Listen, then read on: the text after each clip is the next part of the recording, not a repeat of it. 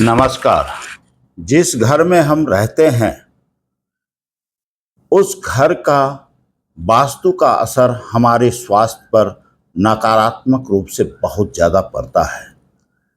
जहाँ हम maximum time बिताते हैं या जहाँ पर हम काम करते हैं, वैसे जगहों का प्रभाव हमारे जीवन पर नकारात्मक हो सकता है या सकारात्मक हो सकता है, यह जरूर पड़ता है।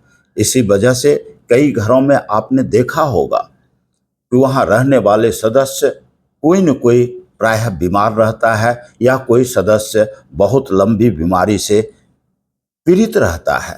मुमकिन है यह सब उस घर में मौजूद वास्तुगत दोष के कारण होता हो या बीमार रहता हो। ऐसे में आज हम इन्हीं दोषों की चर्चा करेंगे। आखिर घर में कौन कौन से ऐसे दोष हैं जिसका प्रभाव हमारे स्वास्थ्य पर नकारात्मक रूप से पड़ता है और उसका क्या उपाय हो सकता है।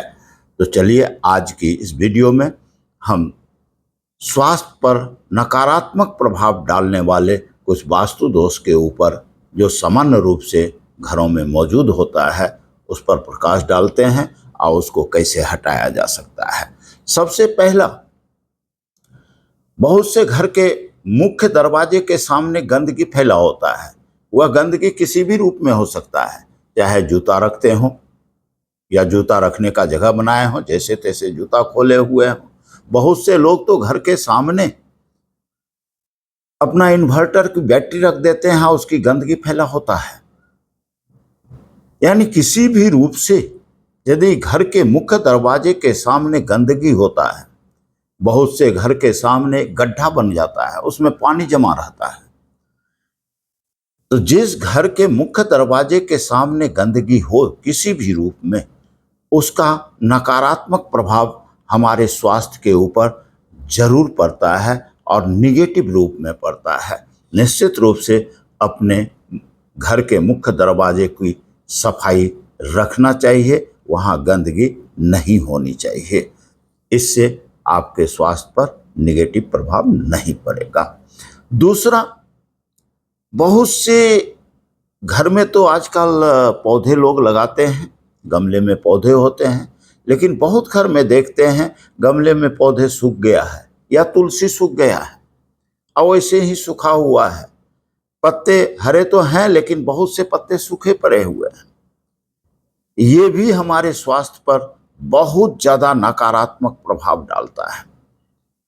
घर के गमले में कभी भी सूखा हुआ पौधा नहीं होना चाहिए, अन्यथा वह बहुत हानि करता है। इवन यदि तुलसी का पौधा सूखा हुआ हो तो उसे घर से जल्द निकालना चाहिए, किसी नदी में या बहते जल में जाके प्रवाह कर देना चाहिए। यदि ऐसा नहीं संभव है तो मिट्टी के अंदर उसे दबा देना चाहिए। ऐसा करने से निश्चित रूप से लाभ मिलेगा। ऐसे दोष को से निवृत्ति पाने के लिए आप अग्नि कोण में, अपने मकान के अग्नि कोण में लाल रंग का मोमबत्ती जलाया करें तो यह दोष की समाप्ति हो जाएगी। तीसरा है ब्रह्म स्थान। आपके घर का जो मध्य का स्थान है वह ब्रह्म स्थान है, जहां बृहस्पति की वास होता है। वैसे जगह पर कोई भी भारी चीजें कदापि नहीं होनी चाहिए। यदि घर के मध्य में कोई भारी चीजों का दबाव पड़ा हुआ है तो यह हमारे घर में मौजूद लोगों के स्वास्थ्य पर नकारात्मक प्रभाव डालता है। साथ ही साथ क्योंकि बृहस्पति ग्रह संतान का कारक होता है, संतान वृद्धि में भी एक कमी का कारण बन जाता है। यानी घर का जो मध्य भाग है, ब्रह्म स्थल है, उस ब्रह्म स्थल पर कोशिश करें हम खाली रखें, भारी चीजों का दबाव वहां पर ना पड़े। नहीं तो वर्तमान स्वास्थ्य के ऊपर तो नकारात्मक प्रभाव पड़ेगा ही पड़ेगा, आगे चल करके वह वंश वृद्धि को भी रोकेगा। इस बातों का ध्यान अवश्य रखना चाहिए। अगला, यदि अग्निकोण में आपके घर में रसोई नहीं है, कहीं दूसरे कोण में है, अग्निकोण में रसोई की व्यवस्था नहीं हो पाई है, तो निश्चित रूप से इसका भी असर आपके घर में रहने वाले सदस्यों के स्वास्थ्य का के ऊपर नकारात्मक रूप से पड़ता है। यदि रसोई बदलना संभव नहीं है तो आपको उसी रसोई के अग्निकोण में उसी रसोई को एक पूर्णता के रूप में वास्तुगत रूप से देखें और उसके अग्निकोण में चूल्हा रख करके आप जलाएं, तो बहुत हद तक इस दोष से बचा जा सकता है, इसके नकारात्मक प्रभाव से बचा जा सकता है। अगला, बहुत घर ऐसे हैं जिसके मुख्य दरवाजे के सामने बिजली का पोल है, बिजली का खंभा गड़ा हुआ है, या फिर कोई पेड़ पौधा लगा हुआ है। इसका प्रभाव भी हमारे घर में रहने वाले बच्चों के स्वास्थ्य पर नकारात्मक पड़ता है।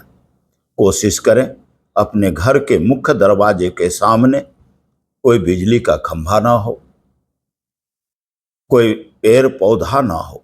यदि है तो उसे हटाने का प्रयास करें, क्योंकि इसका दूसरा और कोई उपाय नहीं होता।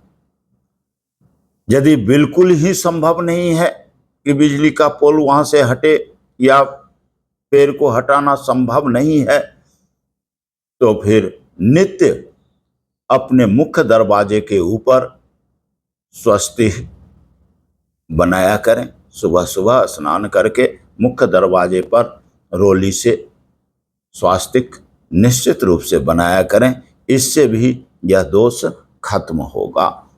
अन्यथा घर में रहने वाले बच्चे बीमार रहेंगे। कभी भी घर के मुख्य दरवाजे के सामने पूजा घर नहीं होना चाहिए। बहुत से घर है, जैसे दरवाजे से घुसते हैं लॉबी है, लॉबी के अंदर ही भगवान को स्थापित किए हैं। निश्चित रूप से इसका भी असर हमारे घर में रहने वाले सदस्यों के स्वास्थ्य पर नकारात्मक रूप से पड़ता है। कोशिश करें मुख्य दरवाजे के सामने हमारा पूजा का घर न हो।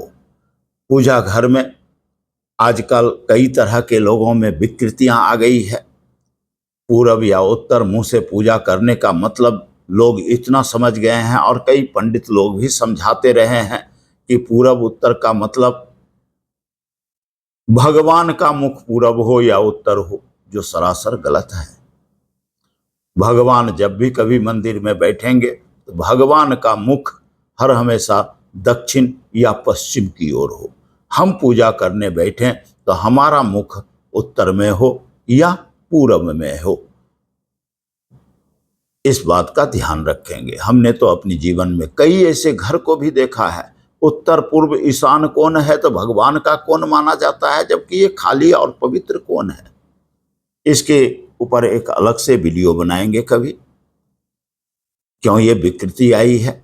लेकिन कई घर में हमने देखा है कि उत्तर पूर्व का मतलब एकदम कॉर्नर में कोने कोनी ही बना करके लोग भगवान को रखते हैं या मंदिर को रखते हैं, जो बिल्कुल गलत है, और यह हमारे घर में रहने वाले व्यक्ति के स्वास्थ्य पर इसका नकारात्मक प्रभाव पड़ता है।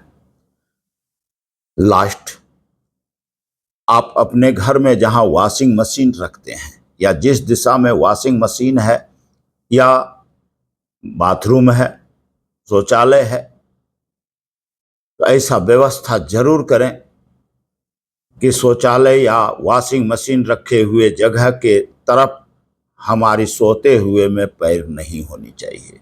यानी जिस दिशा में हमारा वॉशिंग मशीन रखा हुआ है या बाथरूम है, सोते समय में उस दिशा में हमारा पैर नहीं होना चाहिए, सिर नहीं होना चाहिए।